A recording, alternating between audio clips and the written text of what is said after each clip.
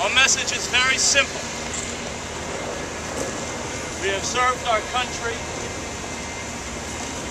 valiantly in defense of freedom and justice.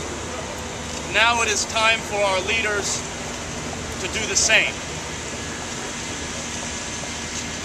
After visiting Senator Harry Reid today, the majority leader, his staff telling us that the president is not engaged at all in the repeal of the most discriminatory law that bars soldiers from telling the truth. After all his rhetoric, I think we must conclude that there is truth to the knowledge in homophobia of both sorts. There is a loud homophobia of those platforms, and there is a silent homophobia of those who purport to be our friends and do nothing.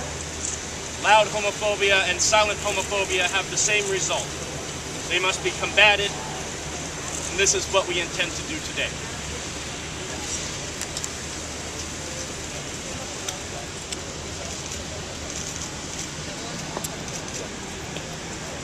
I have something to say. During the Revolutionary War, when America needed a little bit of help, came a knocking on the door. Lieutenant Enslin answered the call and was put out for being gay. And during World War II, when America needed a little bit of help, Herb King answered the door. Many others answered the door. And we went and did what we needed to do. And during the Vietnam era, 34 years ago, America came knocking at my door. And my father was a World War II veteran, he was a Marine. And I answered the door.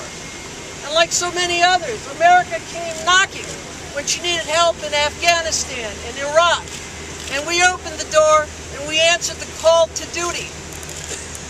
America, it's enough now. It's enough of broken hearts, damaged spirits, trampled honor, destroyed integrity. Mr. President, get off of your chair and lead this nation. And if you need a little bit of help, here are your soldiers, your sailors, your Marines. We are here and we are waiting. America, we're going to knock on the door and we won't back down, give in, or give up. We're going to keep on knocking until we have our dignity, our honor, and our pride restored. Furthermore, I have one last thing to say. I want my job back. I've been waiting for 34 years. If you need a little bit of help, here I am. I'm ready. Let's go. Give us our call to duty. Stand up on the ledge. We come here not only as activists, but civilians. People who walk precincts. The man who now holds office behind the walls behind us. We still believe that he can produce the change that we promised, but it's going to take leadership. And it's going to take the courage that he promised us that made us walk those precincts 2 years ago. The person that just spoke took this fence 17 years ago and has been fighting the injustice that has been deemed unconstitutional by our U.S. courts, and we should no longer have to take this fence. Evelyn? I got one thing to say.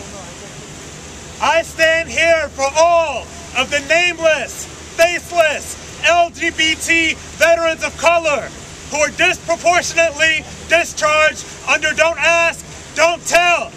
And I call on the NAACP, the Congressional Black Caucus, and all of the African American leaders to take a stand on this issue because their silence is deafening.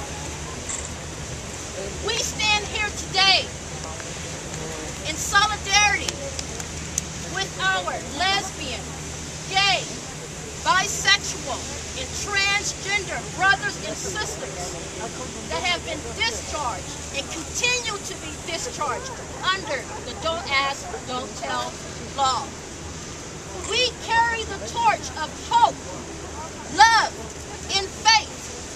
We advocate for our lesbian, gay, bisexual, and transgender brothers and sisters' right to serve our country and the freedom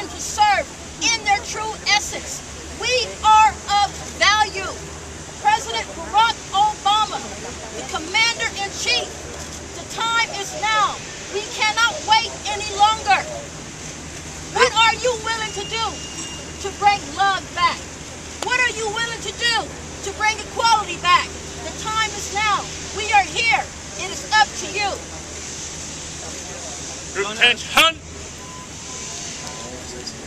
Don't ask, don't tell is an immoral and unjust law. A few weeks ago, many young people in this country took their lives because they didn't feel they had a place at the table. They didn't have